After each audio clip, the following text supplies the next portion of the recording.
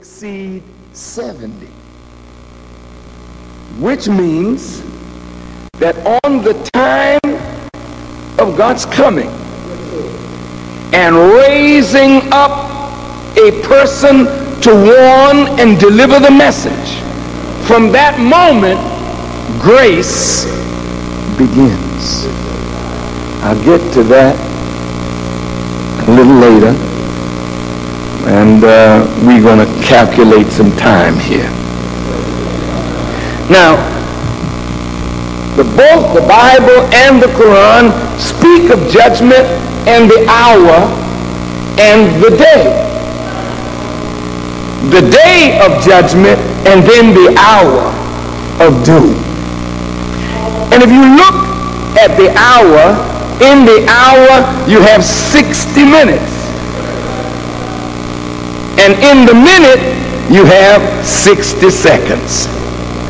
So the man whose hour has come is the man of 6.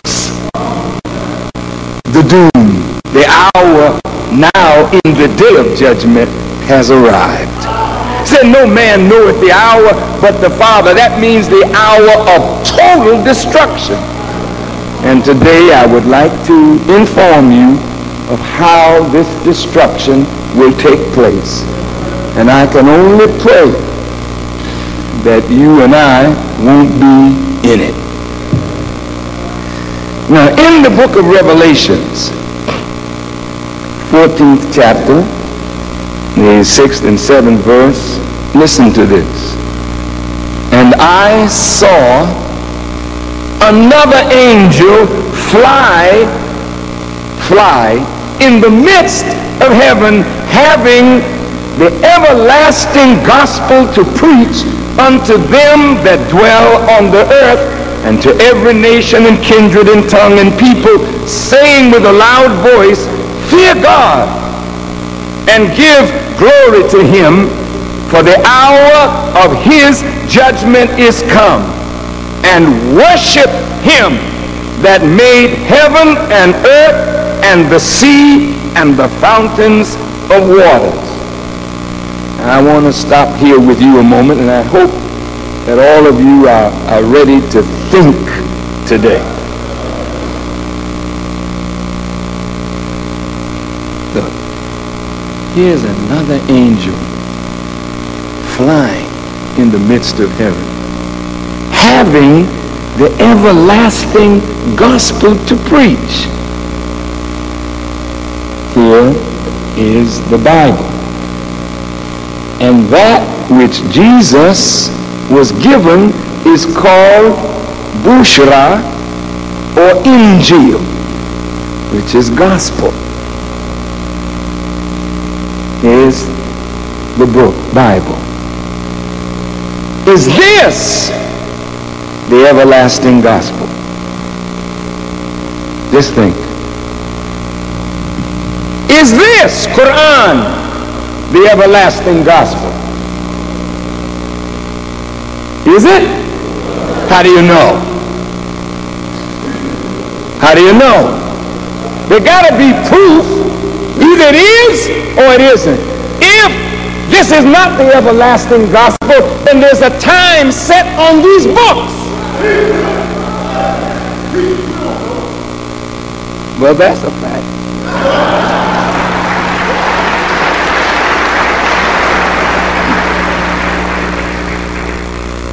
But we have to know. Look, brothers and sisters, neither of these books is the everlasting gospel. And I'd like to take a moment to prove it. It won't take but a moment. In the Bible, this gospel is to be preached, right? To every nation, kindred, and tongue. But then this book says, I saw the Lamb, John talking, and 144,000 on another shore singing a new song, right?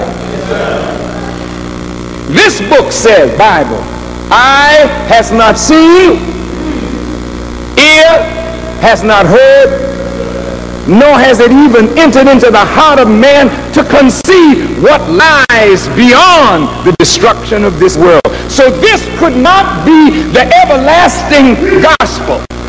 Now this, it's good news, all right, but it's not the eternal good news. What about the Qur'an? Well, sorry about this, but this isn't either. The Quran only takes us up to the hereafter, the door of it, but it doesn't admit us in. And this book says, eye has not seen, ear has not heard, nor has it even entered into the heart of man to perceive or conceive what lies beyond the judgment of this world. This book takes you right up through the judgment.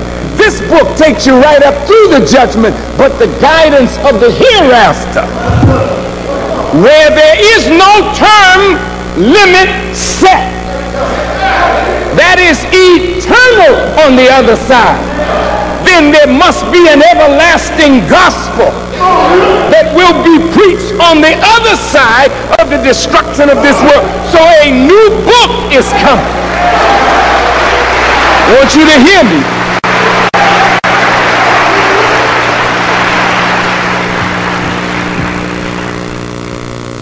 Now, brothers, sisters,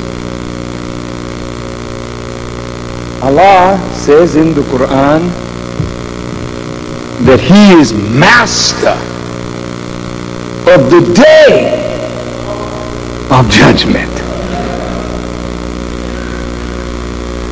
Tell me something. Why should there even be a judgment? Why? Is there necessity for it?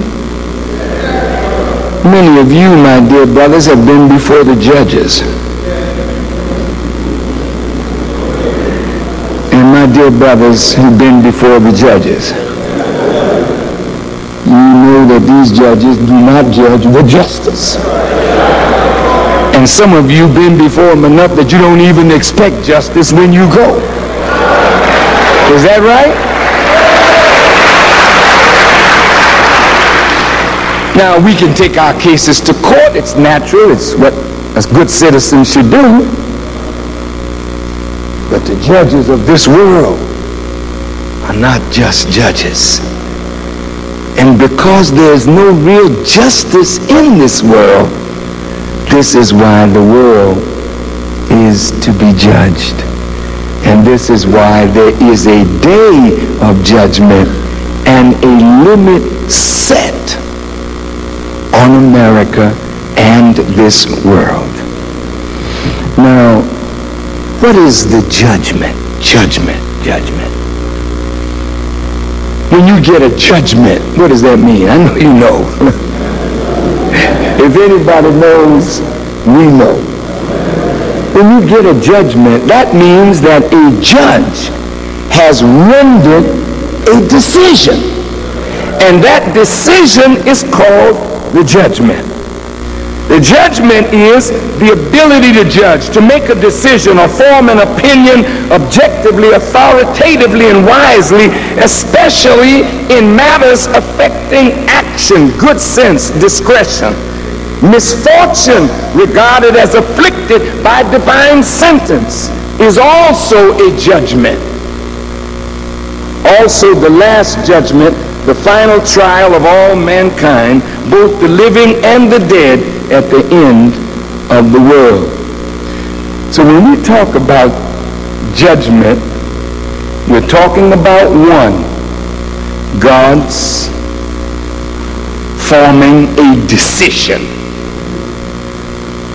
And God's decision comes down against America and against this world. Well, usually there's a clerk of the court, somebody that has to read the decision. Now, the judge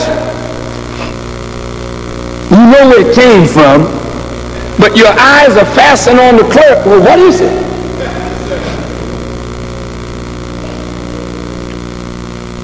And if the decision is against you, the question is, what kind of power do you have to overturn that decision? Now God, listen carefully now, has sent down his decision.